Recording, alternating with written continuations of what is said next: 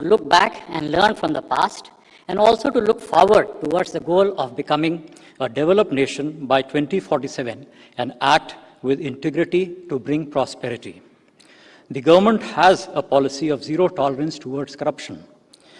The Commission is implementing the policy of zero tolerance towards corruption along with other anti-corruption agencies. On the occasion of the Vigilance Awareness Week 2022, the Honorable Prime Minister had launched the Complaints Management Portal of the Commission. It leverages technology to enable the common citizen to become an effective participant in the fight against corruption. Some new features have been added in the recent past to the Complaint Management Portal to enable the complainant to see the final action taken on the complaint and also to generate reports for better monitoring. Some process re-engineering has also been done for faster processing of complaints. Vigilance case management system has also been upgraded. It has helped in better monitoring, leading to further reduction in turnaround time in giving advices on cases referred to the Commission and for issue of vigilance clearances. Delay defeats justice. Public servants found guilty of misconduct are to be punished, and the innocent are to be exonerated from the charges expeditiously. Keeping this principle in mind, the Commission had organized a panel discussion on disciplinary proceedings where a number of useful suggestions were received. The Commission issued advisories to facilitate expeditious disposal of disciplinary proceedings.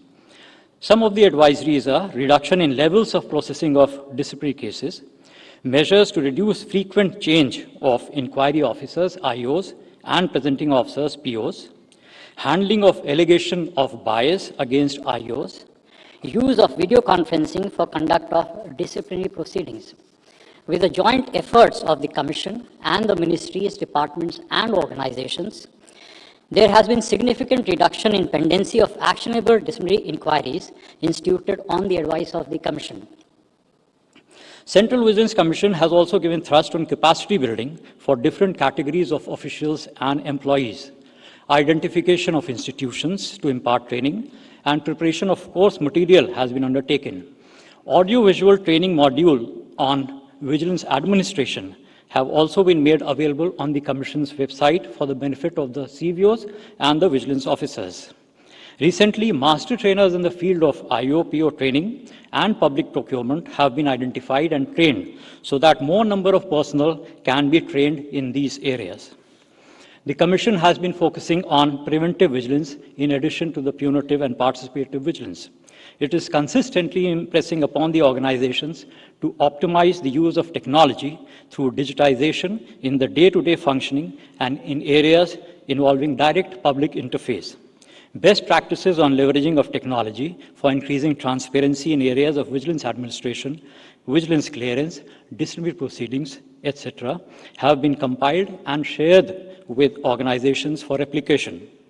Emphasis has also been laid on simplification of procedures and removal of archaic instructions by way of systematic review of rules, regulations, and processes. Honorable President, on behalf of the Central Vigilance Commission and on behalf of all the ministries, departments, and organizations, I take this opportunity to thank you for your esteemed presence on this occasion. Your message today will motivate and encourage all of us in our future endeavors. It will inspire us to pursue our mission of culture of integrity for nations in prosperity. Thank you very much. Jai Hind.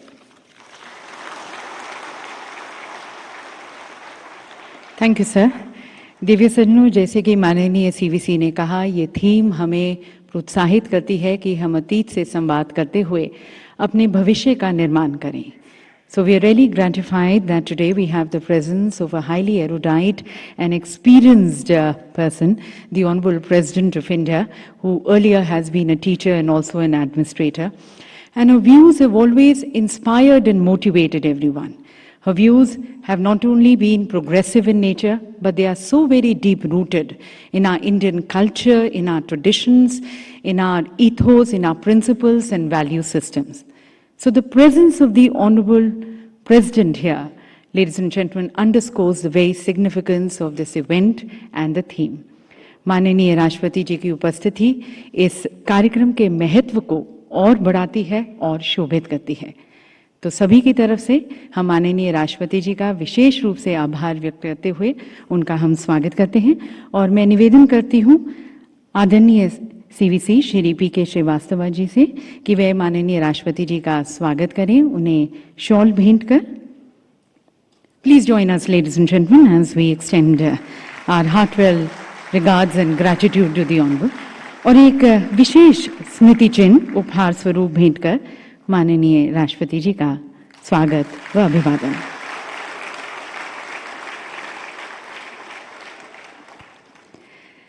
और अब प्रस्तुत है एक लघु film जो vigilance awareness week 2024 और उससे संबंधित त्रैमासिक अभियान के महत्व, उद्देश्यों और इसके प्रभाव को उजागर करती है।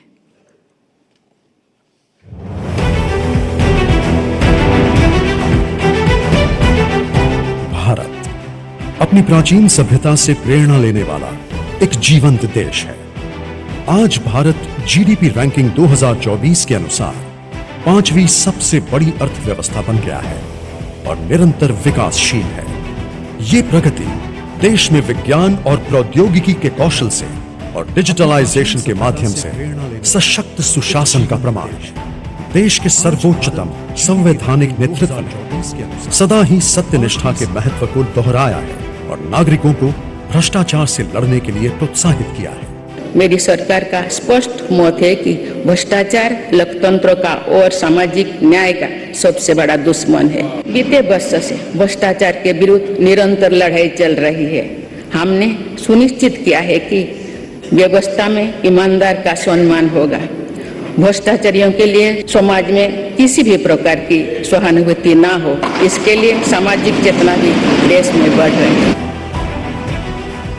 हर स्तर के भ्रष्टाचार ने सामान्य मानवीय का व्यवस्थाओं के प्रति विश्वास तोड़ दिया। उसको अपनी योग्यता, क्षमता का प्रति अन्याय की जो गुस्सा होता है वो राष्ट्र की प्रगति में नुकसान करता है। और इसलिए हमने व्यापक रूप से भ्रष्टाचार के खिलाफ एक जंग छेड़ा है और इसलिए ईमानदारी के साथ भ्रष्टाचार के खिलाफ मेरी लड़ाई जारी रहेगी, तीव्र गति से जारी रहेगी और भ्रष्टाचारियों पर कार्रवाई जरूर होगी। मैं भ्रष्टाचारियों के लिए भय का वातावरण पैदा करना चाहता हूं ताकि देश के सामान्य नागरिक को लूटने की जो परंपरा बनी है उस परंपरा को मुझे रोकना है। पारदर्शिता लोकतंत्र का आधार है और इसके महत्व को रेखांकित करने के लिए 11 फरवरी 1964 को भारत सरकार के एक प्रस्ताव के माध्यम से केंद्रीय सतर्कता आयोग की स्थापना की गई थी। देश में सत्यनिष्ठा, पारदर्शिता और जवाबदेही को बढ़ावा देने के लिए केंद्रीय सतर्कता आयोग प्रतिबद्ध है। भारत के लौह पुरुष के नाम से प्रसिद्ध सरदार वल्लभ भाई पटेल स्वतंत्र भारत के पहले उप प्रधानमंत्री और गृह मंत्री थे। वर्ष 2000 में केंद्रीय सतर्कता आयुक्त के रूप में श्री नागराजन विट्ठल ने निर्णय लिया था कि सरदार पटेल के जन्मदिन 31 अक्टूबर के सप्ताह को हर साल सतर्कता जागरूकता सप्ताह के रूप में मनाया जाएगा ताकि भ्रष्टाचार मुक्त समाज के लाभों के बारे में भारत के नागरिकों में जागरूकता बढ़े। इस वर्ष सतर्कता जागरूकता सप्ताह 28 अक्टूबर 2024 से 3 नवंबर 2024 तक मनाया गया है, जिसका विषय है सत्यनिष्ठा की संस्कृति से राष्ट्र की समृद्धि, culture of integrity for nations prosperity. सतर्कता जागरूकता सप्ताह 2024 की प्रस्तावना के रूप में सभी संगठन 16 अगस्त 2024 से 15 नवंबर 2024 तक प्रिवेंटिव विजिलेंस पर 3 महीने का अभियान चला रहे हैं और 5 क्षेत्रों पर प्रयास केंद्रित कर रहे हैं। Capacity building programs, identification and implementation of systemic improvement measures, updation of circulars, guidelines, manuals, disposal of complaints received before 30th June 2024, dynamic digital presence. इन कार्यक्रमों का प्राथमिक उद्देश्य कर्मचारियों में 5 क्षेत्रों में ट्रेनिंग प्रोग्राम्स के द्वारा जागरूकता बढ़ाना है। Ethics and governance, conduct rules, systems and procedures of the organization, cyber hygiene and security, procurement. सभी संगठनों ने मूलभूत सुधारों हेतु पिछले 5 वर्षों के सतर्कता मामलों का विश्लेषण किया है ताकि भ्रष्टाचार की पहचान की जा सके और उनसे निपटने के लिए कई प्रणालीगत सुधार कार्यान्वित किए हैं। सभी संगठनों ने उन सर्कुलर्स, गाइडलाइंस, मैन्युअल्स की पहचान की है जिन्हें नवीनीकरण करने की आवश्यकता है और अपनी इंटरनल वेबसाइटों पर इनके नवीनीकृत संस्करणों की उपलब्धता सुनिश्चित कर रहे हैं। सभी संगठनों ने यह सुनिश्चित किया है कि 30 जून 2024 को या उससे पहले प्राप्त सभी शिकायतों को उनके उचित निष्कर्ष पर पहुंचाया जाए। वेबसाइटों को नियमित रूप से नवीनीकृत करना अधिक पारदर्शिता और बेहतर सेवा प्रदान को बढ़ावा देने में प्रमुख माध्यम है।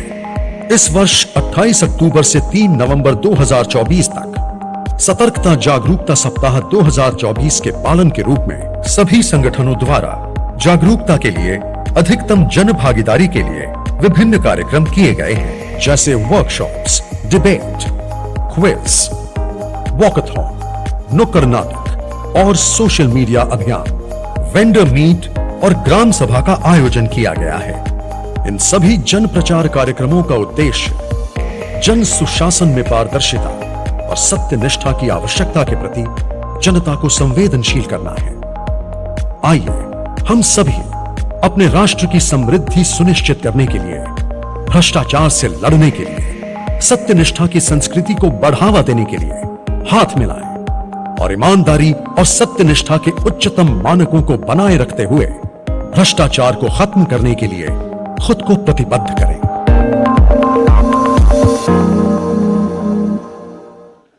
तो इस थीम के भाव को लेटर और स्पिरिट में अपनाकर भारत न केवल आर्थिक रूप से बल्कि नैतिक और सांस्कृतिक रूप से भी सही मायने में विकसित भारत बनेगा।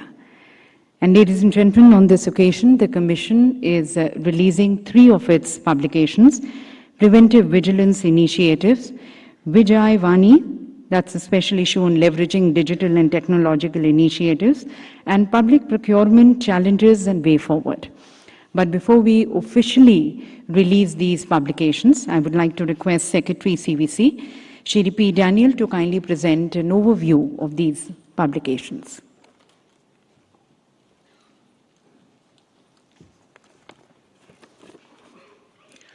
Honorable President of India, the Central Vigilance Commissioner, the Vigilance Commissioner, and distinguished guests. The Commission has been publishing booklets over the years as part of its preventive vigilance initiatives. As part of the campaign connected with Vigilance Awareness Week 2024, we propose to release 3 booklets today. The first booklet is on preventive vigilance initiatives taken by organizations. The Commission monitors the vigilance administration of more than 1,200 organizations.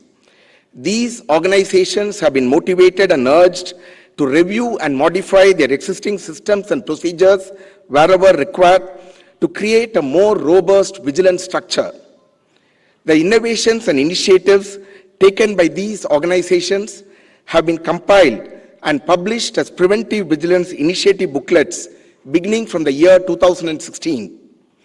The purpose of this exercise is to share the best practices evolved in different organizations with other organizations to enable them to replicate and adopt such best practices in their respective organizations. We are extremely happy to bring out one such publication during this vigilance awareness campaign. The Central Vigilance Commission publishes the Preventive Vigilance Initiatives booklet each year during Vigilance Awareness Week. For the purpose of bringing out the booklet this year, all organizations were requested to furnish initiatives taken by them in the field of preventive vigilance.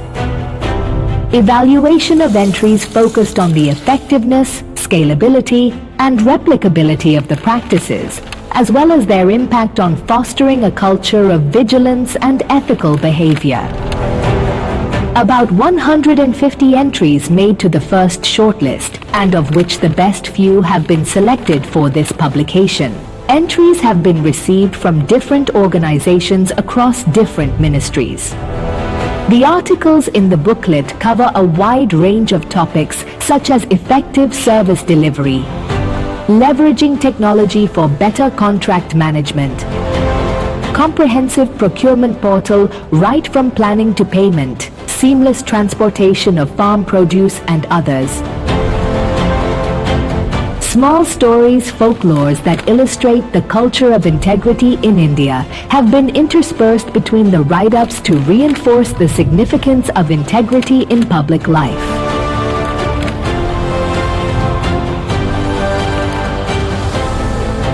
Through insightful analysis and practical examples, this booklet endeavors to equip readers with the requisite knowledge and tools to cultivate a culture of vigilance.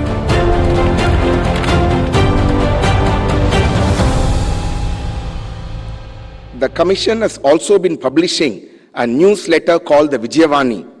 We have been doing this from the year 2011 in different formats, including as e-versions. We have been publishing special issues of Vijayavani on various topics. In the year 2016, a special issue on public participation in promoting integrity and eradicating corruption was published. In the year 2019, a special edition on the banking sector was published, followed by special editions in 2020 on the Indian Railways and 2022 on the power sector. 52 such editions have been published, and we are happy to announce the release of the 53rd edition today.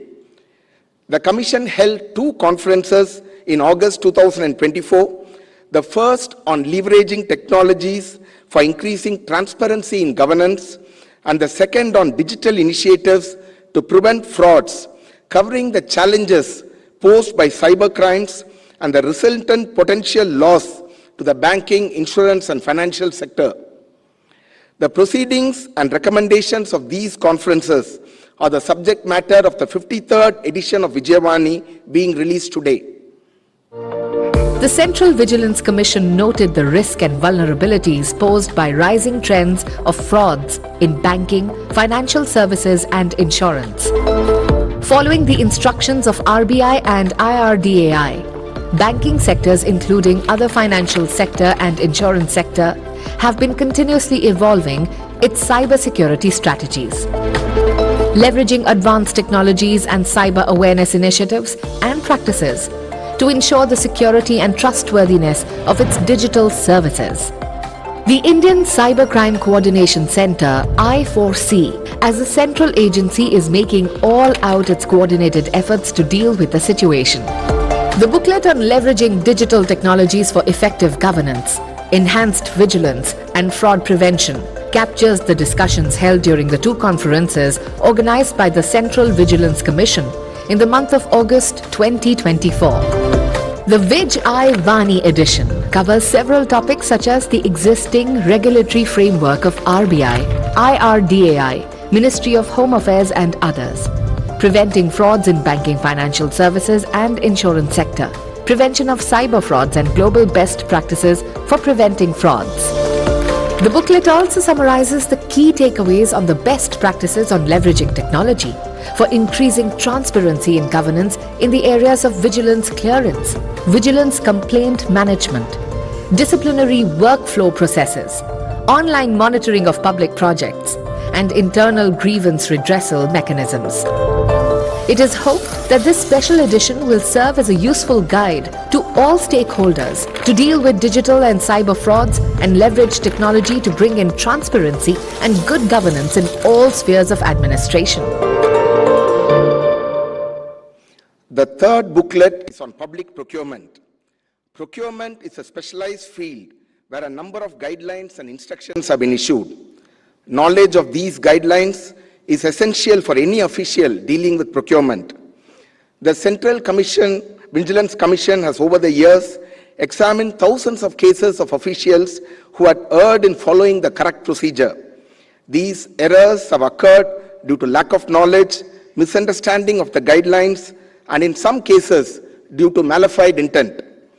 The Commission, in the process of examining these proposals, has developed rich experience and domain knowledge on issues relating to public procurement. The Chief Technical Examiners Organization has also carried out intensive examination of various procurement cases and projects across the country. In the year 2023, an exercise was undertaken to understand these issues. 125 case studies were selected, and a booklet on public procurement, challenges and way forward was published. We are now issuing another booklet on public procurement, analyzing about 100 case studies.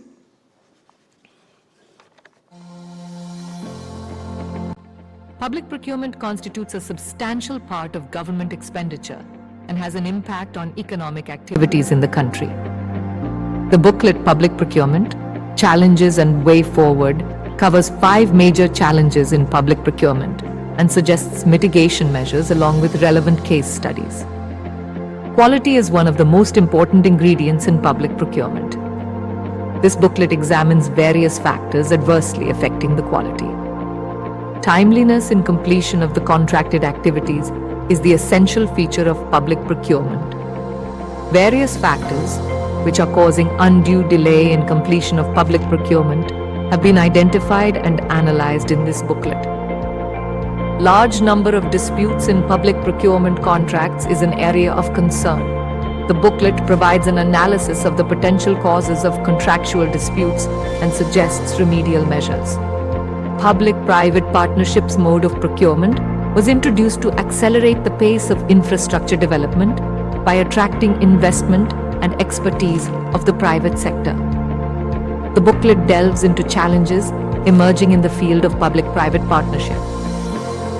Engineering, procurement and construction mode of public procurement was employed to bring flexibility in design and implementation of high-value projects.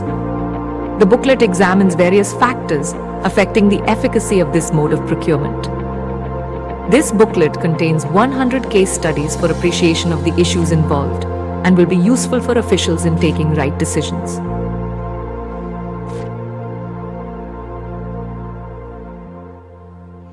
Thank you.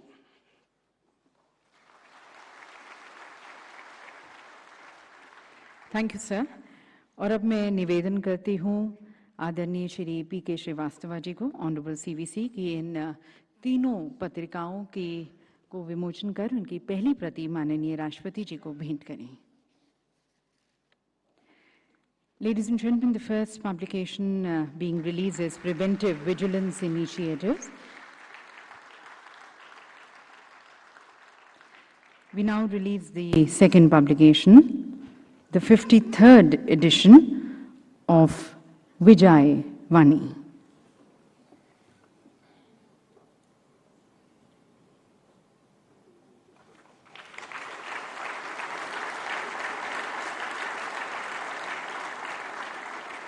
And the third publication is Public Procurement, Challenges and Way Forward.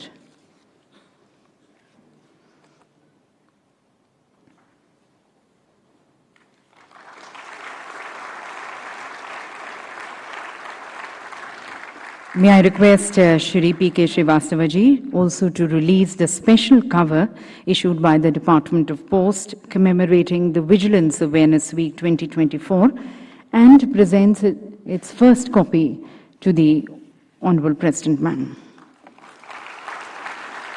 This special cover issued by the Department of Post symbolizes a commitment to promote integrity, transparency and accountability across all spheres. और देवी सज्जनों, अब हम सभी माननीय राष्ट्रपति जी के विचारों, उनके मार्गदर्शन के इच्छुक हैं, तो सभी की तरफ से करबद्ध होकर मैं माननीय राष्ट्रपति जी से निवेदन करती हूं, आप अपने विचारों से हमें लाभान्वित करें, हमारा मार्गदर्शन करें। Ladies and gentlemen, the Honorable President of India.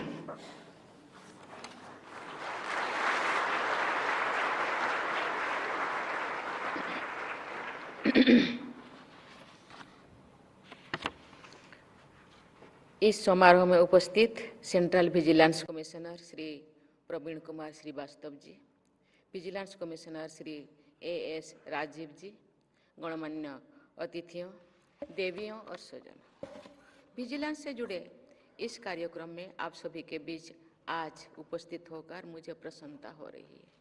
CPC द्वारा 3 महीने तक चलाया जा रहे प्रिवेंटिव विजिलेंस अभियान अपने अंतिम चरण में है। मैं इस अभियान की सराहना करती हूँ। जैसा कि हमें ज्ञात है, vigilance awareness week Sardar Vallabh भाई पटेल की जयंती के उपलक्ष्य में आयोजित किया जाता है। अग्रणी राष्ट्र निर्माता सरदार पटेल एक कुशल प्रशासक भी थे। सरदार पटेल के आदर्श से देशवासियों को राष्ट्र निर्माण हेतु कार्य करने की प्रेरणा मिलती है। देवियों और स्वजनों, हमारी संस्कृति में नैतिक जीवन को सार्थक एवं सफल जीवन माना गया है। महान दार्शनिक और कवि तिरुवल्लुवर ने बिना किसी को क्षति पहुंचाए अर्जित धन को आनंद का स्रोत बताया है। हमारे समाज में सत्यनिष्ठा और अनुशासन को जीवन का आदर्श माना गया है।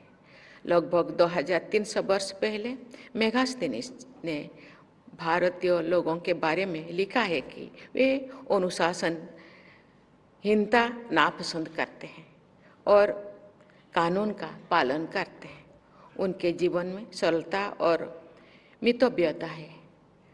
इसी तरह से पैयान ने भी हमारे पूर्वजों के बारे में उल्लेख किए थे। इस परिप्रेक्ष्य में सीबीएसई द्वारा इस वर्ष की गतिविधियों के लिए चुना गया सत्यनिष्ठा की संस्कृति से राष्ट्र की समृद्धि विषय अत्यंत उपयुक्त है। देवियों और स्वजनों, विश्वास या ट्रस्ट सामाजिक जीवन का आधार है। ये एकजुटता का स्रोत है और संबंधों को प्रगाढ़ बनाता है।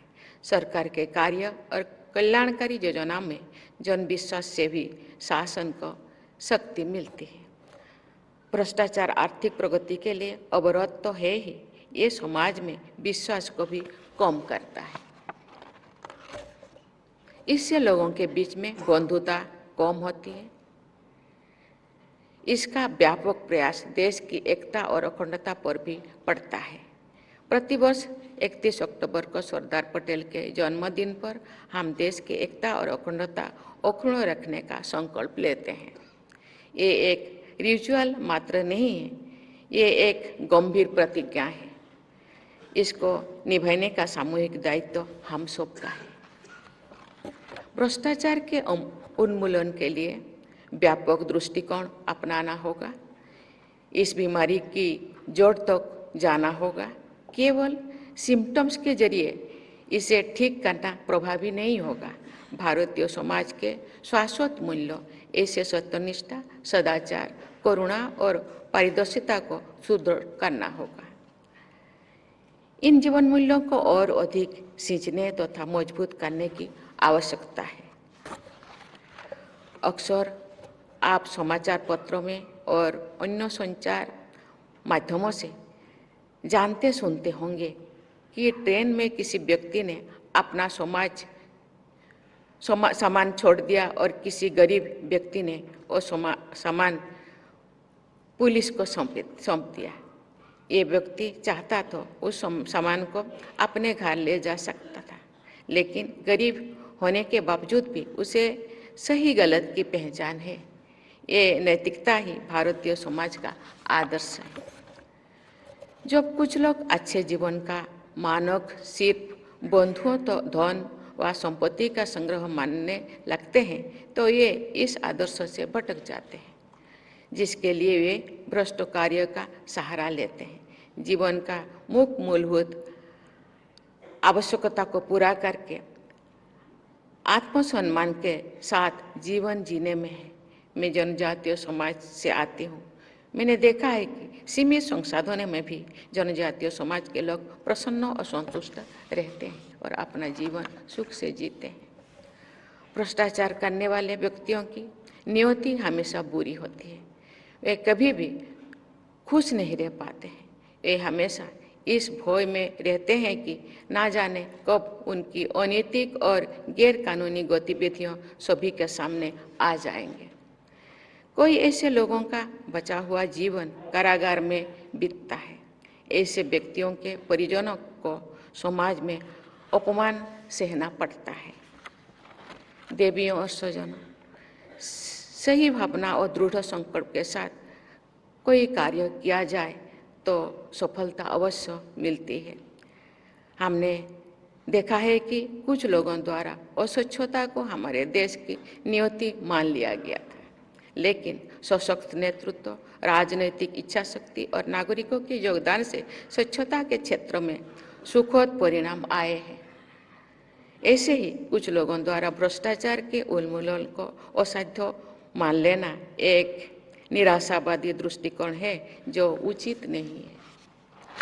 भारत सरकार ने भ्रष्टाचार से निपटने के लिए कई उपाय किए हैं, जैसे डायरेक्ट बेनिफिट ट्रांसफर से कल्याणकारी सहायता के वितरण में पारदर्शिता आई है।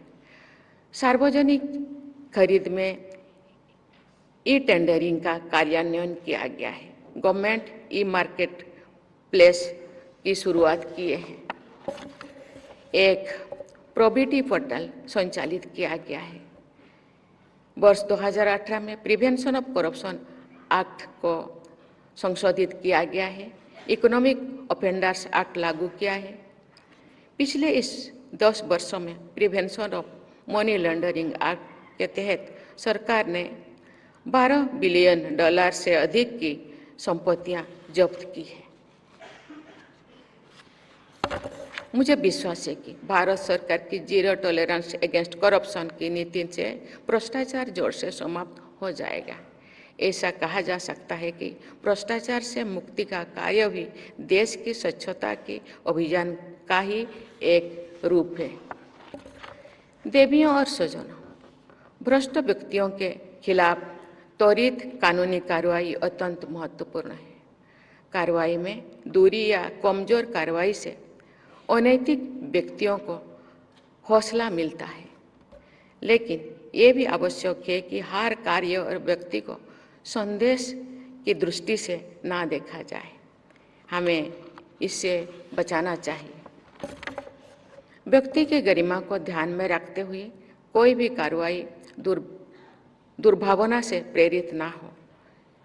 किसी भी कार्रवाई का उद्देश्य समाज में न्याय और समता व्याप्त करना होना चाहिए। प्रसिद्ध हिंदी कहानीकार श्री सुदर्शन जी की एक कहानी है, हार की जीत, जो स्कूल स्तर पर विद्यार्थियों को पढ़ाई जाती है।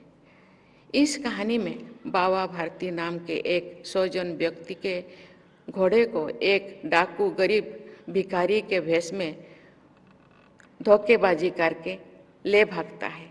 बाबा भारती उस डाकू से विनती करते हैं कि वो इस घोड़ा की चर्चा ना करे, क्योंकि लोग किसी गरीब पर विश्वास नहीं करेंगे।